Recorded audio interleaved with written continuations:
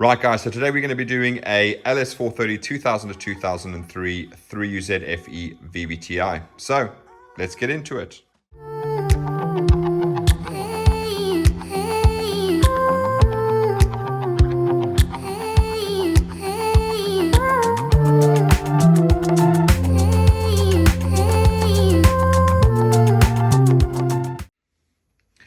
Right guys, so as I said, this is going to be an LS430 2000 to 2003 with a 3UZ-FE VVT-i. It is a completely brand new harness because it's going into a completely different vehicle. It is designed for a left-hand drive vehicle and it's designed for use with a manual gearbox.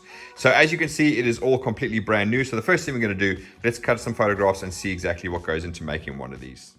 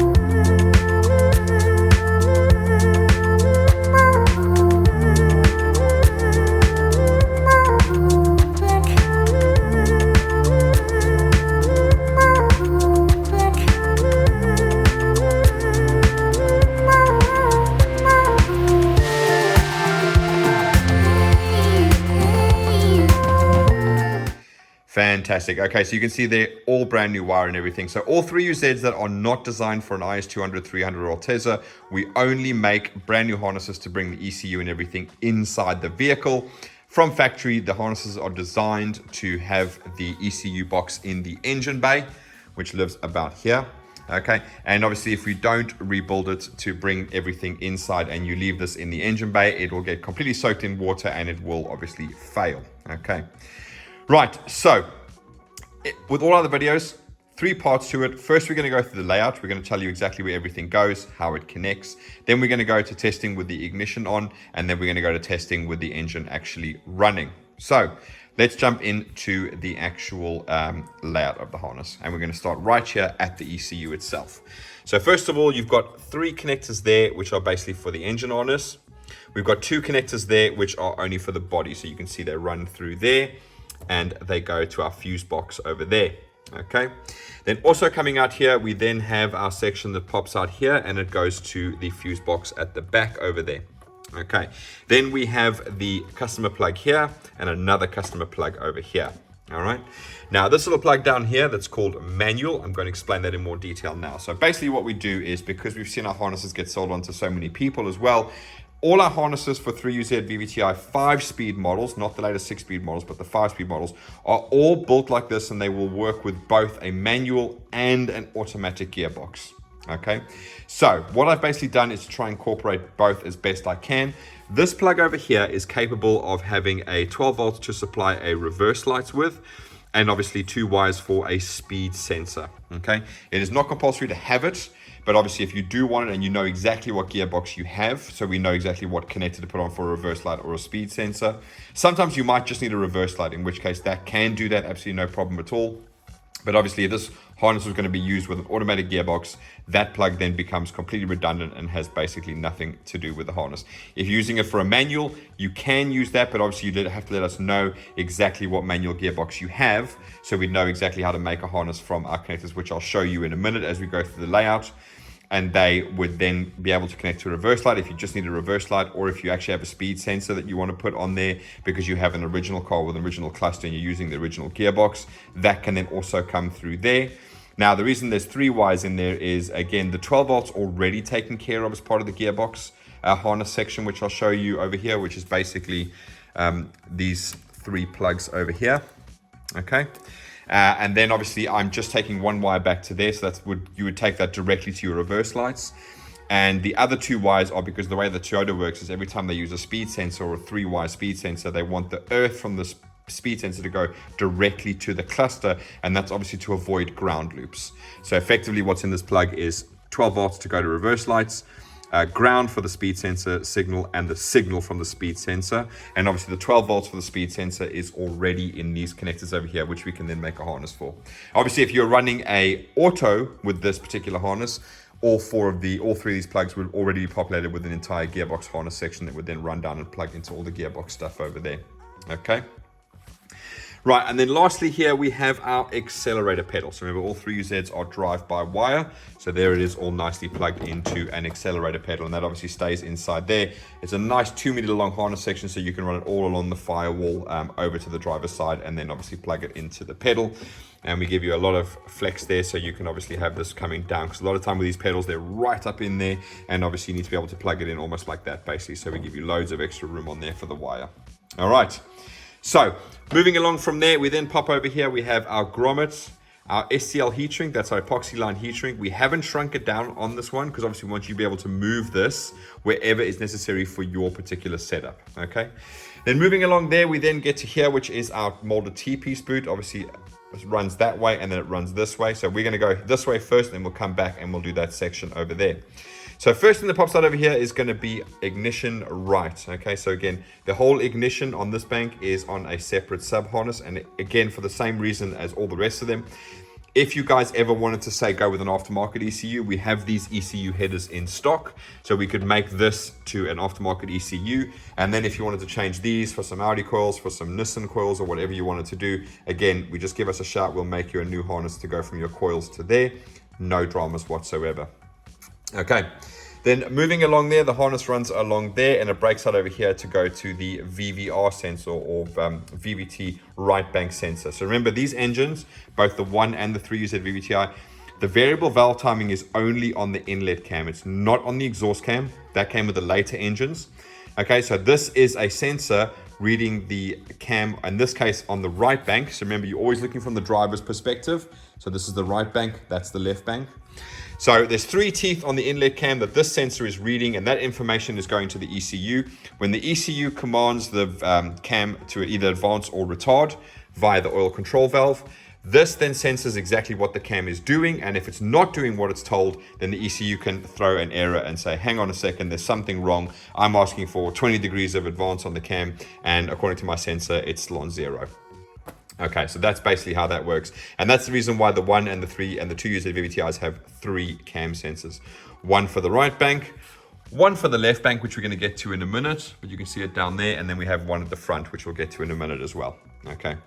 But anyway, so that just breaks out there for the cam sensor on the right bank. Then it comes along to here, and then it breaks out here for a few sections. So first one is going to be your coolant temperature sensor for the ECU. So that's that one over there.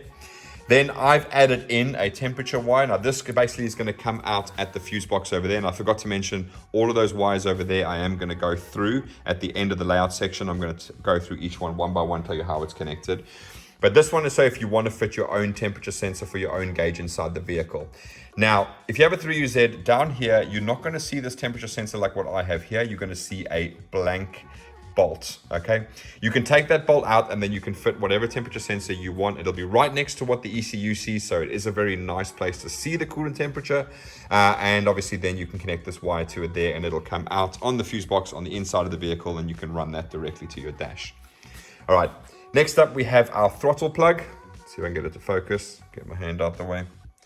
Again, that's a 6-pin DTM connector. Now, again, the reason I do this is because this is a 5-speed model, so this is the kind of throttle it would have. So you've got your 2-pin throttle motor connector there, and you've got your 4-pin TPS connector over there, okay? If you had a 6-speed, you could then obviously have just the 6-pin plug that's over here. Now, funnily enough, with the standard ECUs, you can actually use both throttles.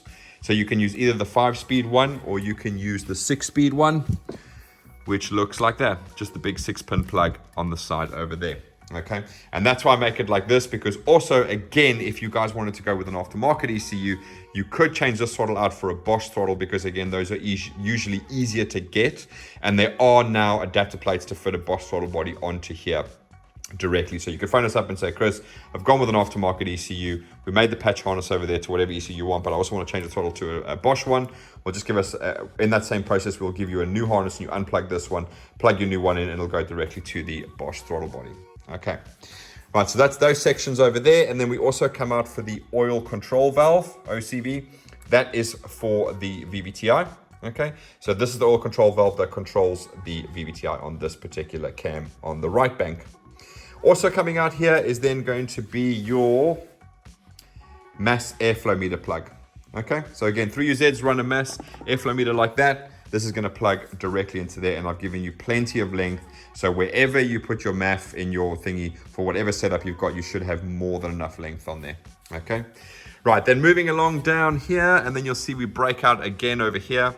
One is going to be for our alternator. Let's get that to focus there. You can see it there. Right, so again, we put the alternator on a sub harness because there are different types of alternator. Now, the 3UZ 5-speed models, they pretty much all came with this, what I call the 3-pin oval plug. The later generation ones came with a 4-pin plug. Now, because they're both 3UZs, you can bolt that one on. So if you ever come into a situation where your alternator is completely broken, you've got to get another one. You try and get a second-hand one, and you can only find one from a GS430 2007 model. Obviously, that's going to have the 4-pin plug. Well, no problem. Just give me a shout, and I'll make you a plug to go from there to there. The only one to watch out for is the Crown Majesta. It's the one I've come across that actually uses all 4 wires. You'll notice on the LS430 2003 to 2006 and the GS430 05 to 08, those ones have the 4 pins, but you'll see there's only 3 wires connected because they don't use that system where the ECU controls the alternator. But just to be wary of that, because you can come across that. Then we're going to come out of here, and that's going to go to our O2 sensor on this side. So this is the right bank O2 sensor. It's bank 1. It's right over here.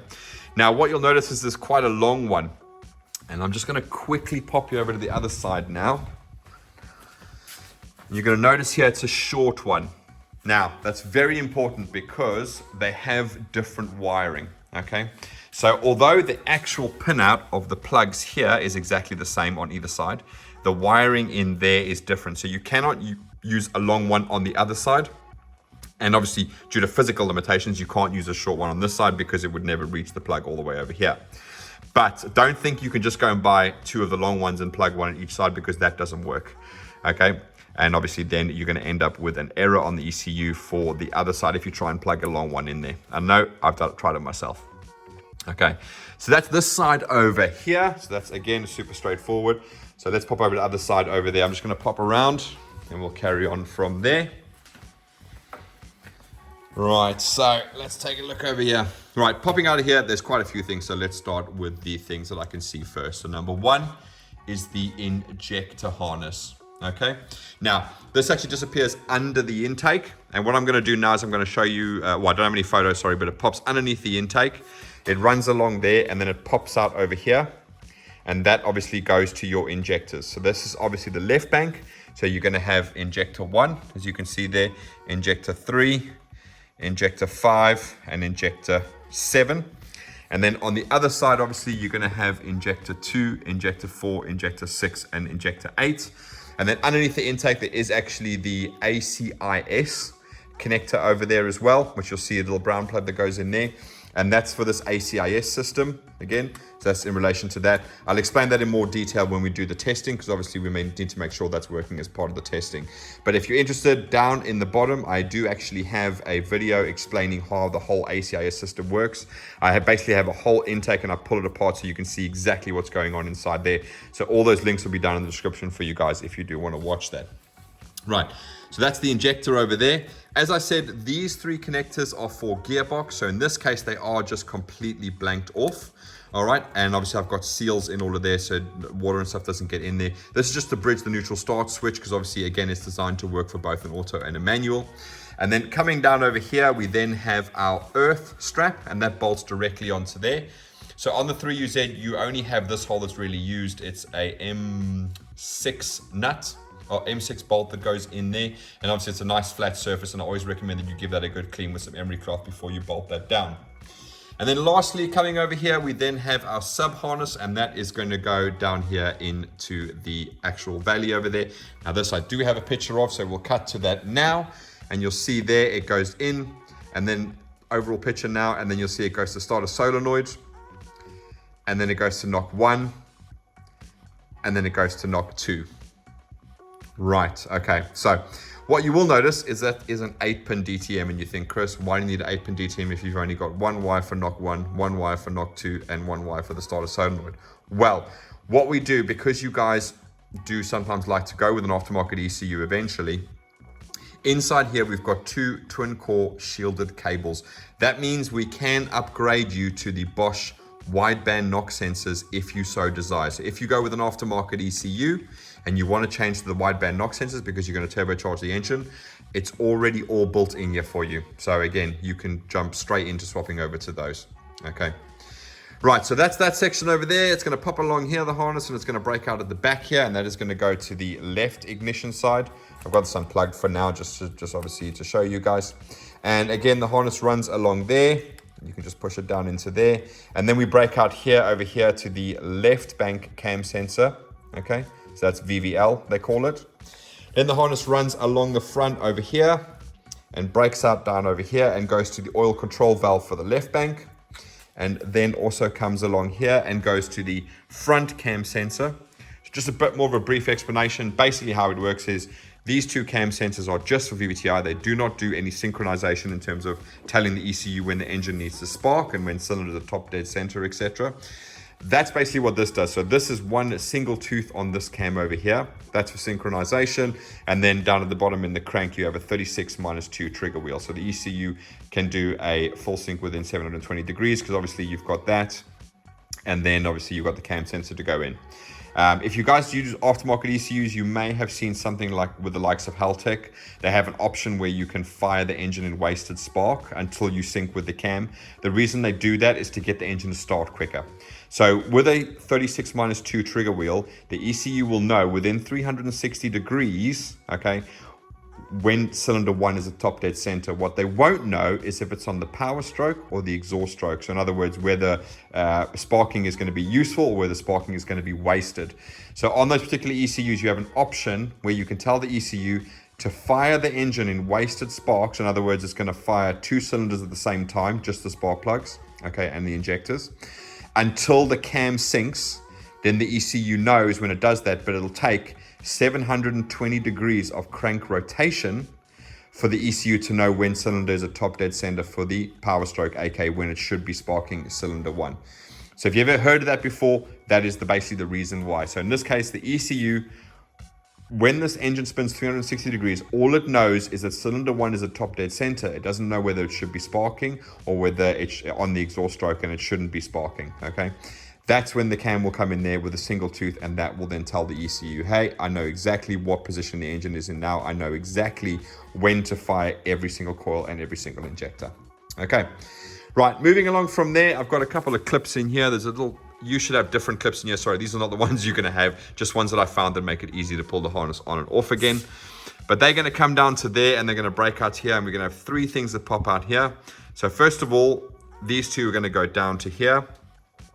And that's going to be your crank sensor and your oil pressure switch. Let me see if there you go, oil there. Again, everything is labeled for you guys, but this is your crank sensor, that's your oil pressure switch. Now this is an LS430 engine, so standard, this is what you would have. But obviously if you had like a GS430 or you change this to a front sump, your oil pressure switch would be sort of here facing backwards. That's why I split the oil up here. So you can either take it down there to there, or you can take it down there and down here and obviously go into that over there. Okay. Right, and then lastly, the last section that breaks out over here is going to be to the O2 sensor on this side. There it is. Okay.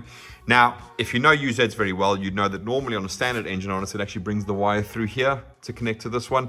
Obviously, that brings the wire very close to the exhaust. Now, obviously, nothing we can do on a standard harness because that's the way that they decided to run it. But because I'm making it brand new, what I do is I bring it out here so it keeps it well away from the exhaust and you never have an issue of this obviously heating up. Okay.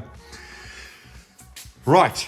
So basically that is that over there, and this is how everything connects. It is really, really, really simple and straightforward. Obviously, you've got a couple of sub harnesses you need to put in. So first of all, you've got the sub harness for the starter and knock over there. Then you've got the sub harness for the injector and the ACIS system.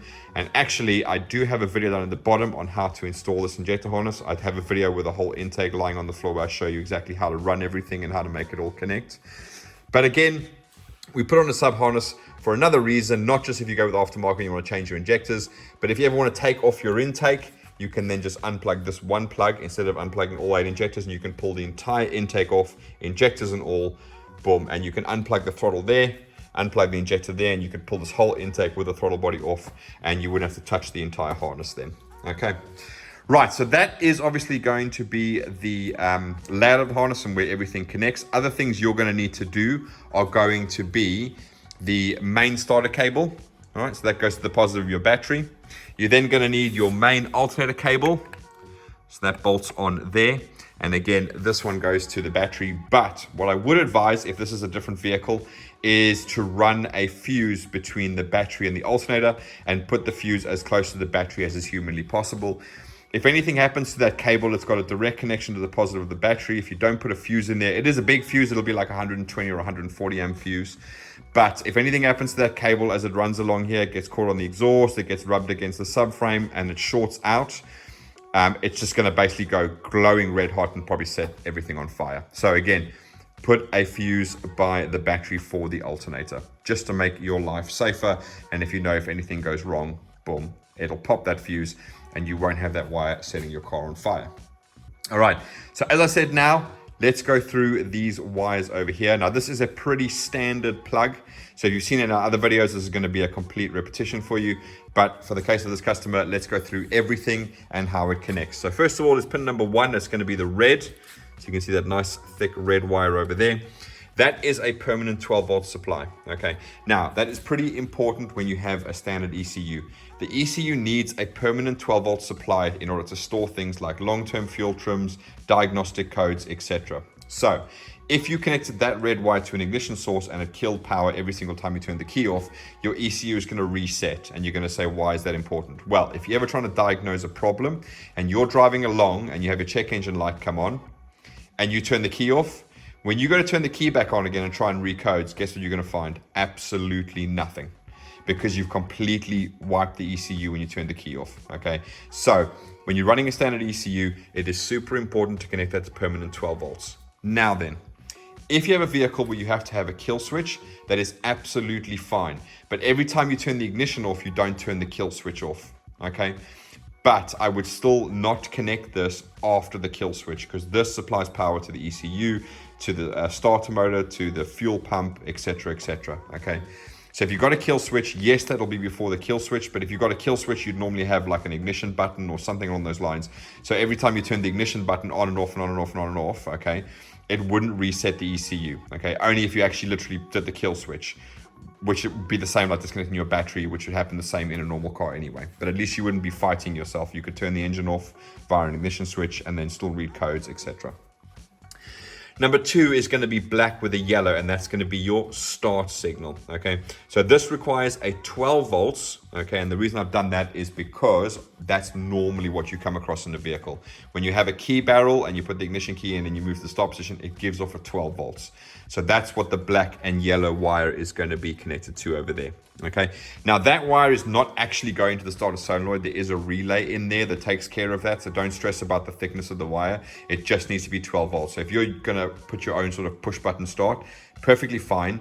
You're just going to obviously take the one side of the switch to 12 volt ignition, 12 volts, then the other side of the switch to the black with the yellow wire over there. Okay, then next up is yellow green, and that's going to be gauge temp. So that's the wire I was talking about over here, and that is connected directly to that one over there. So you don't need to connect it if you don't need to have coolant temperature with your own separate gauge. then by all means don't bother in connecting that. Right, next up is number 4, and it's going to be gray, and that is going to be fuel pump. Okay, now then, with the LS430, the fuel pump is controlled via the ECU. I do have a video link down below in the description on exactly how the fuel pump systems work. It's quite important you go watch that because a lot of guys get confused. On these systems, it does not prime the fuel pump when you put the ignition on, okay? It only activates the fuel pump when it picks up that the engine is cranking over. So when you give the start signal to here, not only does it activate a relay to actually engage the starter solenoid, it also tells the ECU that you are cranking the vehicle over, okay? Then it tells the ECU will then turn on the fuel pump, and the fuel pump will stay on as long as the engine rotation is sensed by the crank sensor, okay? And the fuel pump will run for a few seconds after you shut the key off. Totally normal, don't worry about it. But it does not prime. I get loads of phone calls where people are like, I've plugged everything in, I put the ignition on, but I'm getting no fuel pump prime. Okay, that video is down in the description below. I explain it in great detail, even more than I've just done now for you guys. Okay. Next up is number 5. That's going to be yellow red. So that's the check engine light. Okay. That gives out a ground signal. So you can either take that to your cluster, if your cluster just needs a ground signal for the check engine light. If you're doing a completely custom like race dash and you're just going to put a bunch of LEDs, brilliant. Put that to the ground side and the other side of the LED to an ignition 12-volt source. Okay. Next up is going to be yellow, and that's going to be tacho or rev counter. Now this ECU supplies a 4-cylinder tacho signal. So if your gauge cluster needs a 6-cylinder or an 8-cylinder, you're going to have to manipulate that signal in order to do that. The reason it gives a 4-cylinder signal is actually a legacy item.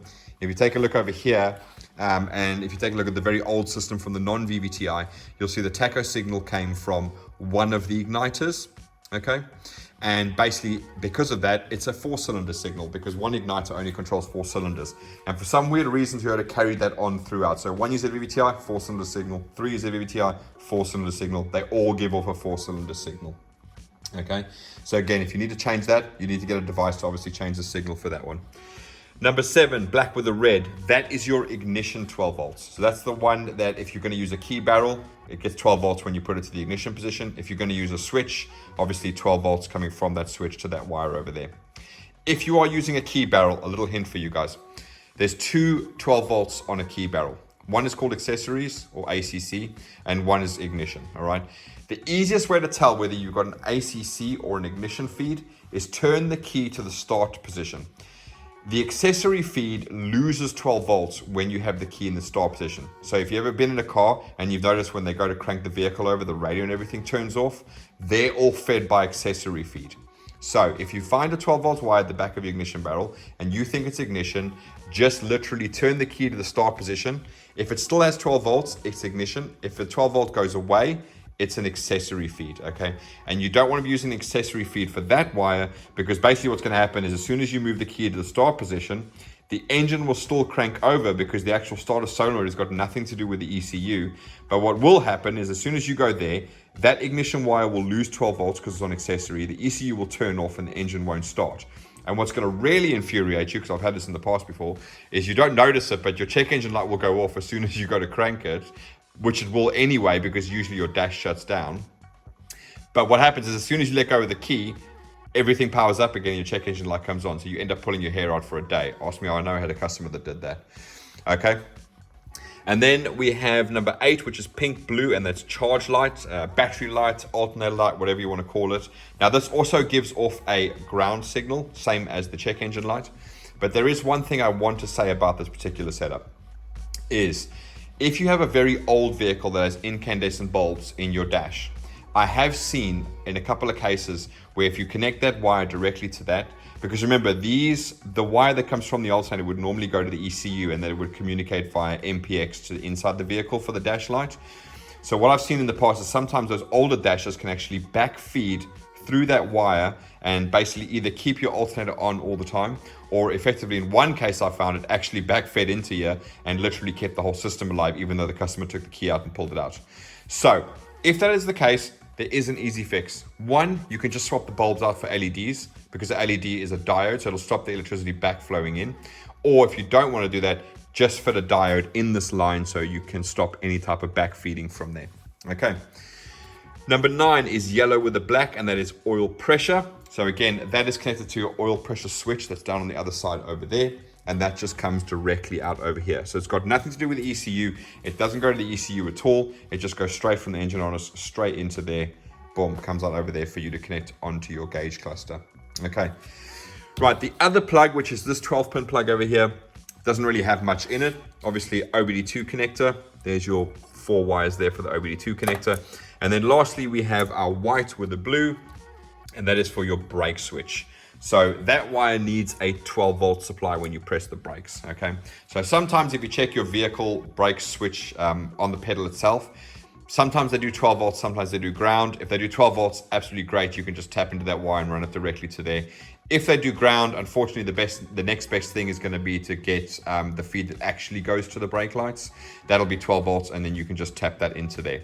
Now, that does go through a fuse before it goes to the ECU, because basically what we have to do is on these particular vehicles, they had a 4-wire brake system, and it's super important because obviously if you have this with an automatic gearbox, you can retain cruise control, and in order to retain cruise control, the ECU needs to know when the brake is both pressed and not pressed. So we take care of that inside the fuse box, so you don't have to worry about that, but you just need to supply 12 volts to there whenever the brakes are pressed and everything else is taken care of.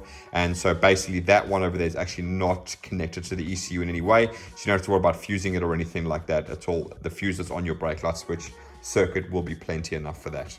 Okay, and just remember, if you are running manual, you can't have cruise control, unfortunately, because you lose the only speed signal that comes into the ECU, because that comes from the automatic gearbox.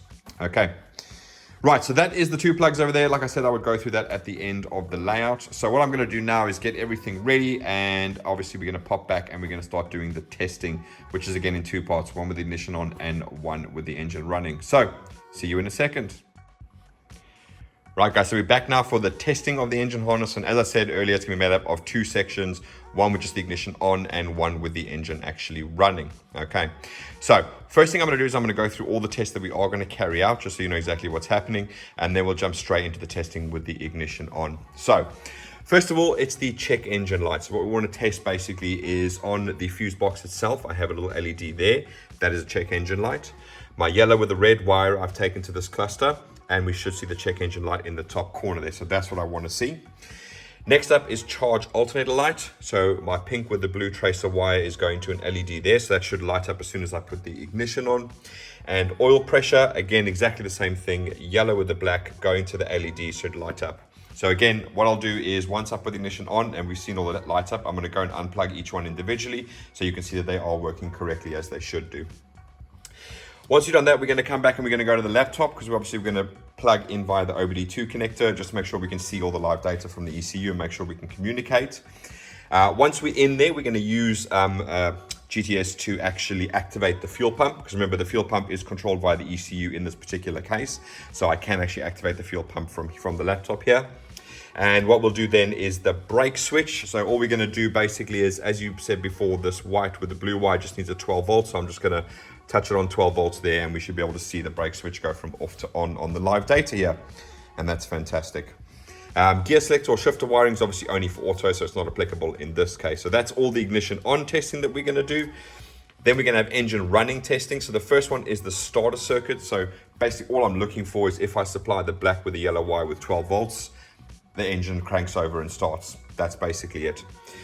ACIS, or acoustic control induction system. What I'm basically looking for there is shortly after the engine starts up, this little valve at the back should go down like that. Okay, so that's what I'm looking for there. Next up is drive-by-wire test. So all I'm basically going to do is press the accelerator pedal and the engine's going to rev up. So just making sure that the drive-by-wire is working 100%. Oil control valve test, it's something that I do on GTS. Basically what you're going to happen is it's going to advance and retard the cam, so the engine's going to sound super lumpy. So when I do the test on bank 1, it's going to sound lumpy, and then I'm going to turn it off, it's going to go back to smooth. Then I'm going to do bank 2, it's going to go lumpy, and then I'm going to obviously turn it back off and it's going to go back to smooth. That tells me that the oil control valve solenoids over here are doing their job correctly. Next up is injectors and coils. So exactly the same as I always do on pretty much all of the tests over there. I'm going to go around to each injector and I'm going to pull it off one by one. And therefore you're actually going to hear the engine misfiring. And as I plug it back in, you're obviously going to then hear the engine go back to running smoothly. Then we're going to go look at tacho. So again, I've connected my yellow tacho wire up to this cluster. It's going to show us a tacho signal. Now, obviously, this gives out a 4-cylinder signal. That's a 6-cylinder cluster. So yes, the RPM will be wrong, but I'm not looking for it to be correct. I'm looking for it to actually exist. And when I rev the engine up, you should see the needle go up and down. So I know it is working correctly and that it's coming out through the correct wire, obviously, as well. And then lastly, diagnostics. We're going to go through exactly how you do diagnostics, but pretty simple in this case. It's a 3UZ. There's no, unfortunately, flashing check engine light. It is literally just OBD2 diagnostics. So you need to plug into either one of the, the Bluetooth dongles, or in this case, like with GTS, you can actually, it's €7 a day or 15 euros for a week. So you can basically go on, make an account, pay 15 euros, and you can have GTS, which is global to a tech stream system, online, and then you can access any Toyota or Lexus vehicle and you have the most up-to-date one. This is obviously completely legal because you are paying for it, and then you would just need some kind of dongle like I've got here to connect between your laptop and that one as well. Okay, right, so without further ado, obviously we've gone through exactly what we're going to be testing, so let's jump in. And first of all, we need to put the ignition on. So I'm going to be connecting my black with a red wire to 12 volts. There you go. Okay. Right, so now we can see the check engine light. We've got it on our fuse box over there, and we've got it on our cluster over there. Fantastic. Charge and alternator light. So we can see both the LEDs are lit up on here. So what I'm going to do now is I'm going to go and unplug the alternator. And then you can see that one has gone offline, which is the one that's connected to the pink with the blue one. All right, let's get that back on. All right, plug that back in. And then you can see the LEDs come back alive again. Right, so oil pressure. Again, you've seen the LEDs are on there. So let's go unplug our oil pressure switch. Fantastic. All right. And now we can see our LED. This one has gone off. And we'll go plug that one back in again. Fantastic. And our LED has gone back on there again. So that's fantastic, exactly what we want to see. Right, so OBD2 test. So then let's just quickly go along here. I have already obviously gone into it. Hopefully you can see all of that. So we're just going to go into engine and ECT, or engine and electronically controlled transmission. Obviously this ECU has been remapped to have all of the automatic gearbox stuff gone. We're just going to go into data list.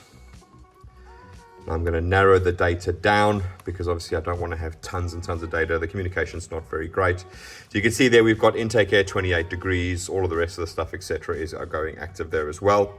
So first thing make sure you can see that. So you can see we've got 28 degrees on the intake air, so we are actually receiving active data. So we're going to go to active test.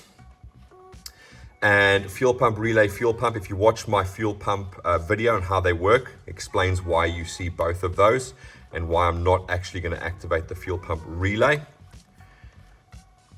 Okay, I'm going to keep quiet now. The fuel pump is down there.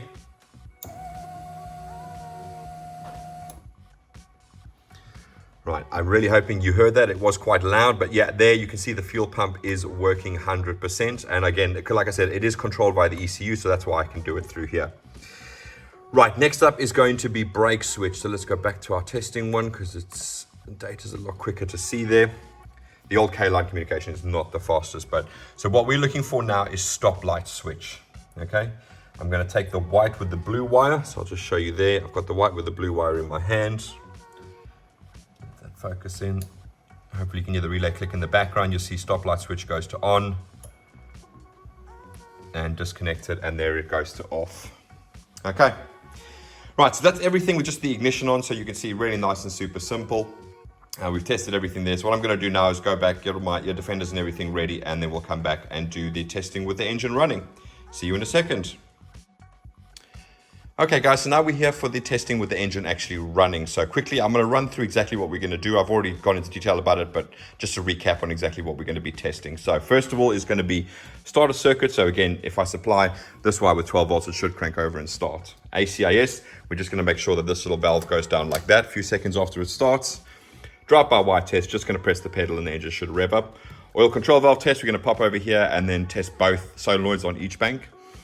Injectors and coils, I'm going to go around and I'm going to just pull off each injector one by one. And then obviously you should hear it misfire and then stop misfiring as soon as I plug it back in again. Tacho, we're just going to go over to the cluster and make sure the tacho works. I'll give a bit of a rev as well, just so you can see it go up and down. Remember, 6-cylinder cluster, 4-cylinder signal. I'm not looking for accuracy. I'm just looking for the fact that it does actually go up and down when I rev the engine. And then lastly, diagnostics. So obviously we're going to go through the diagnostics, tell you exactly how to do it, etc. Okay. While I'm here as well, because I noticed this just now when I was testing everything out, all of the injectors are not actually fully plugged in because I can't do it single-handedly and hold the camera in the other hand. So if you do hear the occasional misfire, it's more than likely that these are just a little bit loose on there. But you can still get the effect of when I actually pull off each and every injector. Obviously, it completely misfires on that cylinder and you can hear it very pronounced. Okay. Right, so let's crack on. So all we're going to basically do now is fire her up.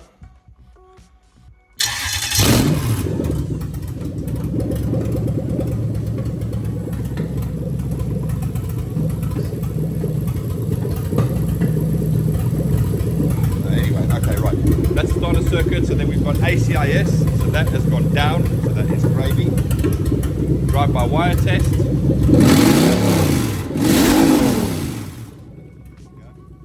Oil control valve test. So let's pop into there. And we're going to test bank 1. Sorry, you can't see.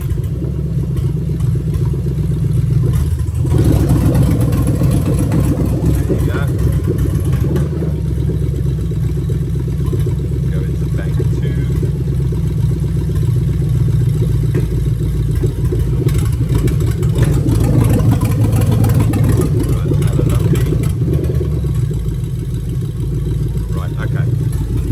Okay, so let's do injectors and coils quickly. So we're going to go to number 8, number 6, number 4, number 2,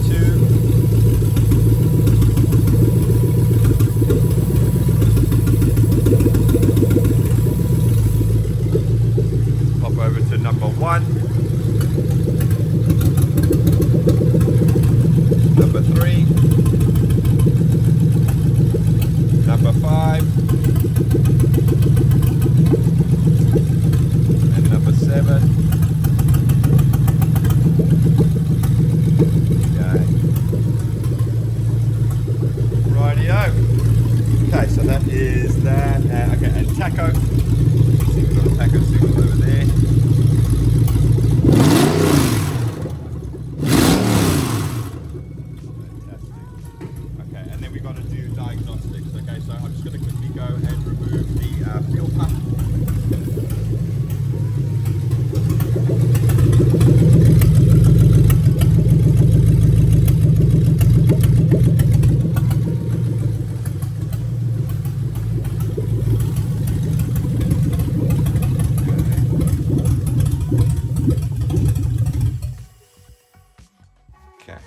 Ear defenders off here quickly. Okay, right. Okay, so for diagnostics, you're going to have some kind of dongle to read via OBD2. Okay, so basically what that means is there's no way of us just flashing the check engine light to get the codes from.